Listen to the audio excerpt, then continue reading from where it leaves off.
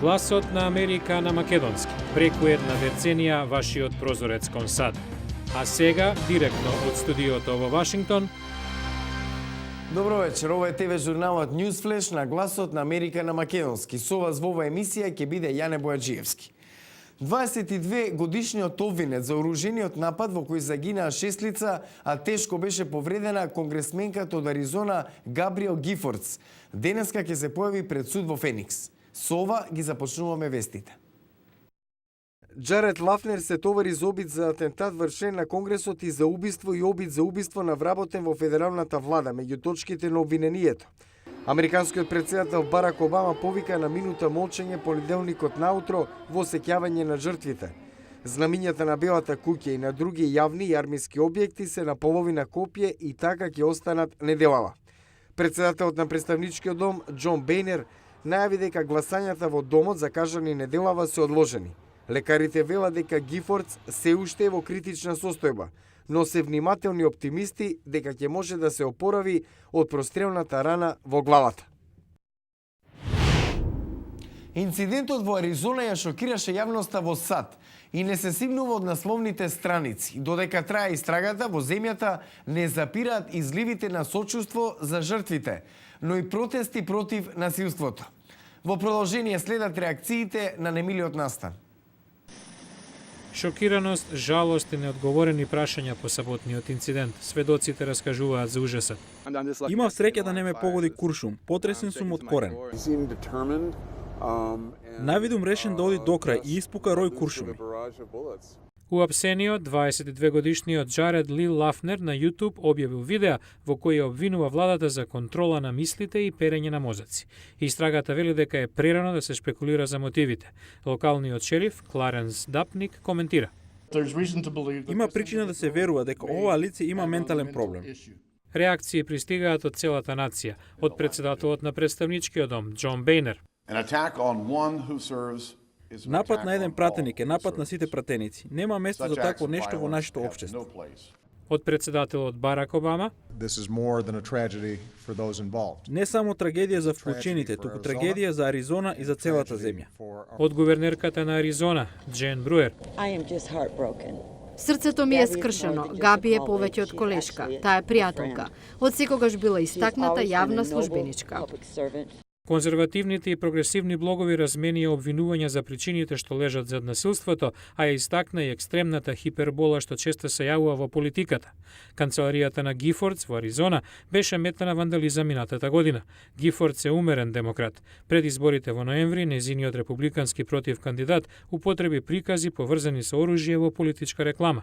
Политичката организација на поранешната републиканска кандидатка за подпредседателка Сара Пелин објави реклама на интернет со графика на која изборната единица на Гифордс беше прикажена како да е гледана од нишан. Пелин објави и интернет порака: не се повлекувајте, повторно наполнете го оружјето, за да ги мотивира републиканците да ги победат демократите на конгресните избори.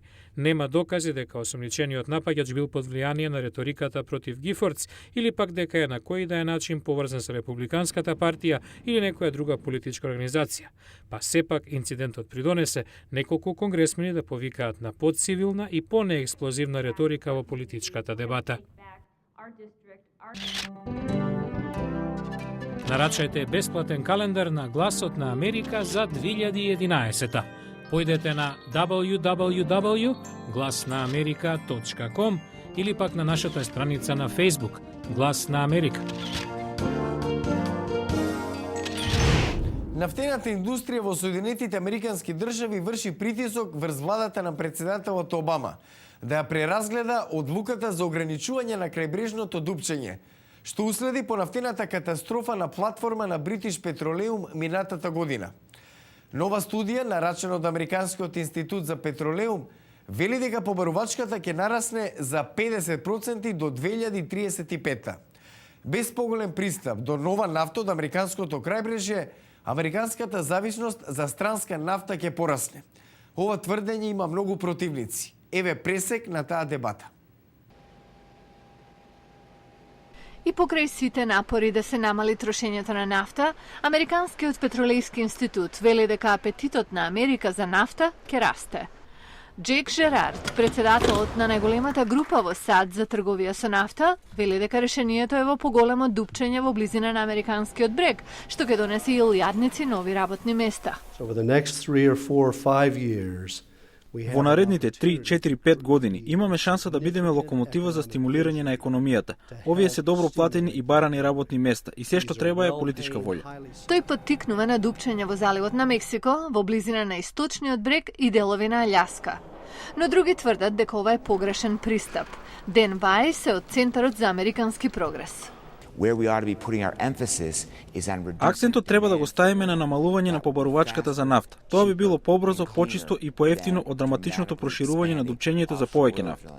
Вајс е скептичен на проекциите на индустријата за работни места и профит. Тој вели дека долар за долар има поефикасни начини да се креираат работни места. Во меѓувреме, републиканците стануваат значајна одлучувачка сила во Конгресот, а цената на сировата нафта расте. Сето тоа го зголемува притисокот на администрацијата на Обама да го прошири нафтеното производство. А во утрешен News Flash, Национален музеј за забавни работи или предмети. Говориме за страста, наречена флипери, звуците и возбудата, што ги носи малото сребрено топче. Гледате утре во News Flash. Утре во Ньюсфлеш, Национален музеј на флипери. Во главниот град на САД изложени машините што значеа и значат забава за генерации. Гледате во наредното издание на Ньюсфлеш. Го гледавте News Flash на Гласот на Америка на македонски. Јас сум Јане Бојаджиевски од студиото во Вашингтон. За најнови содржини посетете нашата веб страница glasnaamerika.com. Пријатна вечер. Се гледаме утре.